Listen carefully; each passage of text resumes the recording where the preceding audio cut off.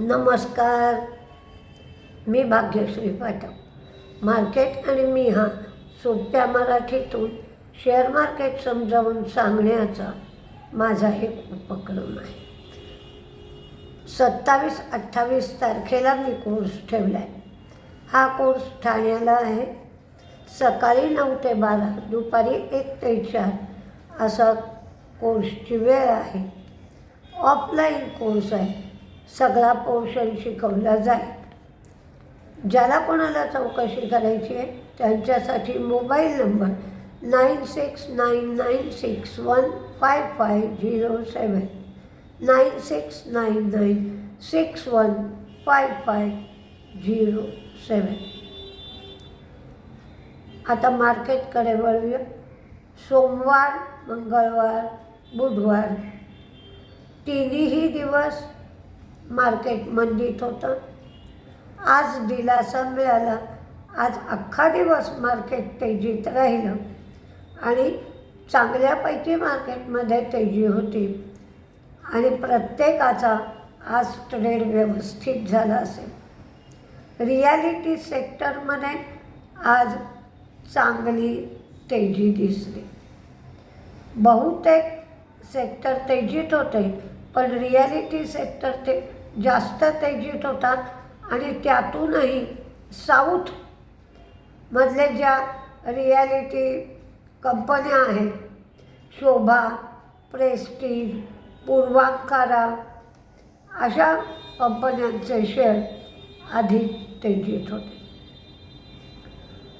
Market सप्ता एक बातमी आली की रक्षा मंत्रालय 802 कोटींची उपकरणं खरेदी करणार आहे. तर ती उपकरणं BEML आणि ज्युपिटर वॅगन यांच्याकडून खरेदी केली जाते. ज्युपिटर वॅगनकडून 473 कोटींची तर BEMLकडून 329 कोटीची उपकरणं घेतली जाते. त्यामुळे ज्युपिटर वॅगन हा शेअर शेवटी सर्किटला होता आणि BEML हाही शेअर वाढत होता. वेदांताचं ॲल्युमिनियमचं जे उत्पादन होतं ते 6% वाढून 470 KT म्हणजे 1000 टन्स एवढं झालं.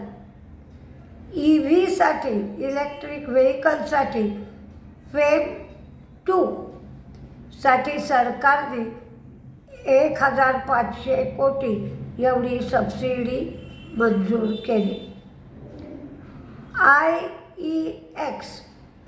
IEXचं व्हॉल्यूम वाढलं. त्याचप्रमाणे जिओनी ग्राहक जोडले. भारती एअरटेलचे सुद्धा सबस्क्रायबर्स किंवा ग्राहक वाढले, पण व्होडाफोन आयडियाचे मात्र ग्राहक कमी झाले. NHPCने गुजरात पॉवर कॉर्पोरेशनबरोबर करार केला. आज ONGCचा शेअर तेजीत होता, कारण OALP अंतर्गत त्यांना 7 ऑइल ब्लॉक्स मिळाले.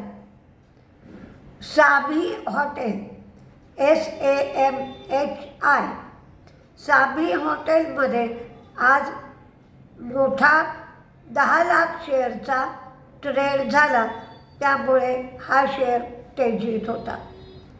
इंडिगोने तिकिटावरचा फ्युएल सरचार्ज हटवला किंवा रहित केला, काढून टाकला.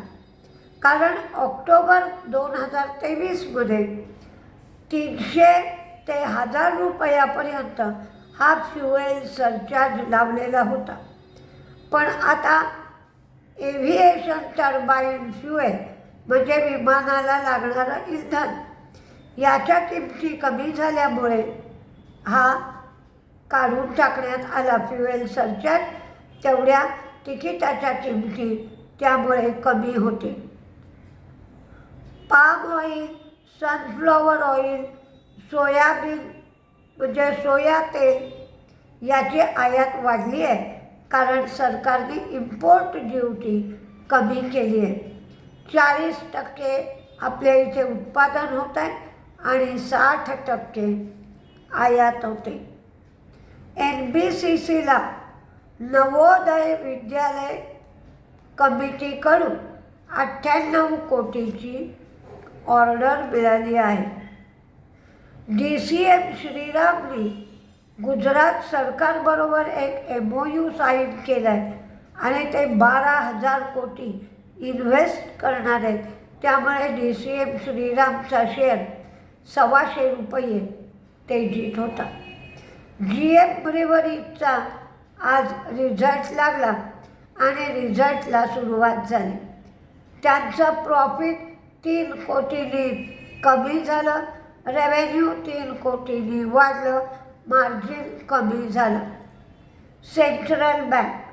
सेंट्रल बँकेचे अपडेट्स आले, त्यांचे डिपॉझिट्स वाढले आणि ॲडव्हान्सेससुद्धा वाढले. त्यामुळे सेंट्रल बँकेचा शेअर आज तेजीत होता. कर्नाटक आणि महाराष्ट्र येथे अवर्षणामुळे साखरेचं उत्पादन यावर्षी कमी होईल असा अंदाज व्यक्त केला जातो.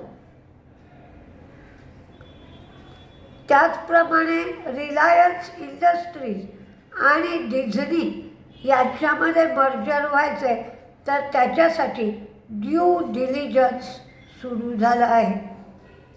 वेल्स्पन कॉर्प यांना भारत आणि अमेरिका दोन्ही ठिकाणाहून नवीन पाईपलाईनसाठी ऑर्डर मिळाले. पॉवर फायनान्स कॉर्पोरेशनने गुजरातमधल्या पॉवर जनरेशन, ट्रान्समिशन, डिस्ट्रीब्युशन प्रोजेक्टला फायनान्स करण्यासाठी गुजरात सरकारबरोबर MOU साईन केलं. त्याचप्रमाणे टॉरेंट पॉवरने सुद्धा गुजरात राज्य सरकारबरोबर सोलार आणि हायब्रिड प्रोजेक्टसाठी 47,350 कोटींचे MOU साईन केले. रोज आपण नवीन एखादा शब्द पाहतो, तर आज आपण रिस्क रिवॉर्ड रेशो पाहणार आहोत. रिस्क रिवॉर्ड रेशो म्हणजे काय? तर रिस्क म्हणजे धोका किती आहे, रिवॉर्ड म्हणजे बक्षीस किती आहे. म्हणजे कुठंही जाण्यामध्ये जावं की नाही, गेलं तर फायदा किती आहे, नुकसान किती आहे, याचा विचार केल्याशिवाय आपण कुठलीही गोष्ट करत नाही. तसं मार्केटमध्ये सुद्धा रिस्क रिवॉर्ड रेशो बघितला जातो. आता हा कसा बघायचा? तर समजा तुम्हाला एखादा शेअर घ्यायचा आहे आणि तो एक वर्षासाठी 8-10 महिन्यांसाठी घ्यायचा आहे. तर मग वर्षामध्ये शेअरची लो प्राईस किती होती, शेअरची हाय प्राईस किती होती आणि तुम्हाला तो शेअर लोच्या जवळ मिळतोय का शेअर चढ्या भावाच्या जवळपास मिळतोय याचा विचार करायचा. म्हणजे पडला तर तो पडेल किती आणि वाढेल किती, या दोन्हीचा विचार केला पाहिजे. समजा आता 100 चढा भाव आहे आणि 20 लो भाव होता. जर तुम्हाला 70 ते 80 रुपयाच्या मध्ये मिळत असेल तर तो चढ्या भावाच्या जवळ मिळतो. कारण 80 रुपयापासून शेअर जर पडू लागला 20 रुपयापर्यंत तर तो 60 रुपये पडेल आणि वाढेल मात्र 20 रुपये. असं चालणार नाही. तर तुम्हाला तो शेअर 40 ते 45 रुपयाच्या जवळपास मिळायला पाहिजे. म्हणजे वाढला तर 55 रुपये वाढेल आणि पडला तर 20 रुपये पडेल. म्हणजे एकाच 3 असं प्रमाण असलं पाहिजे. आणि असं प्रमाण नसेल तर मग टार्गेट कमी ठेवायचं. म्हणजे आता एवढं मार्केट वाढलं आहे, आणखीन मार्केट किती वाढेल हे माहीत नाही. जर मी काही घेतलंच नाही तर तसंच बघत बसायला पाहिजे.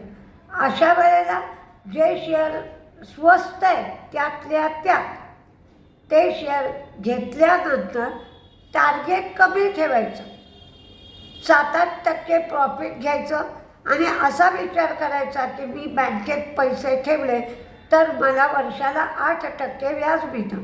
इथे जर मला 3 ते 4 महिन्यात 6-7% पैसे मिळून जात असतील तर खूप चांगलं आहे, कारण ते वर्षाच्या हिशोबाने 25% पैसे होतात. आणि जर आपल्याला शेअर स्वस्त मिळत असेल, म्हणजे लो भावाच्या जवळ मिळत असेल, तर मात्र तुम्हाला विकण्यासाठी बराच अवधी मिळतो किंवा थांबता येतो.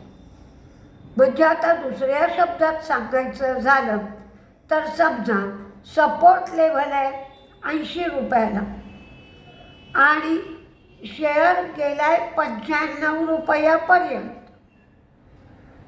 95ला तुम्ही घेताय टेक्निकलच्या भाषेत आणि 103 रुपयाला त्याचा रेझिस्टन्स आहे. म्हणजे तुम्ही रेझिस्टन्सच्या जवळ घेताय, सपोर्ट खूप दूर राहतो, त्यामुळे तुम्हाला स्टॉप लॉस खूप दूरवर जातो आणि एक 5-6 रुपये शेअर वाढेपर्यंत त्याला प्रतिकार होतो आणि तो शेअर पडायला सुरुवात होते. त्यामुळे टेक्निकल लोक सांगतात की रिस्क रिवॉर्ड रेशो इधर नाही बैठ रहा है. हा त्याचा अर्थ होतो, कारण सपोर्टपासून तो शेअर खूप दूर गेलेला असतो. असं फंडामेंटलच्या दृष्टीने किंवा टेक्निकलच्या दृष्टीने तुम्ही रिस्क रिवॉर्ड रेशो समजावून घेऊ शकता. असाच शब्द आणखीन काही उद्याच्या भागात पाहू शकतो. नमस्ते.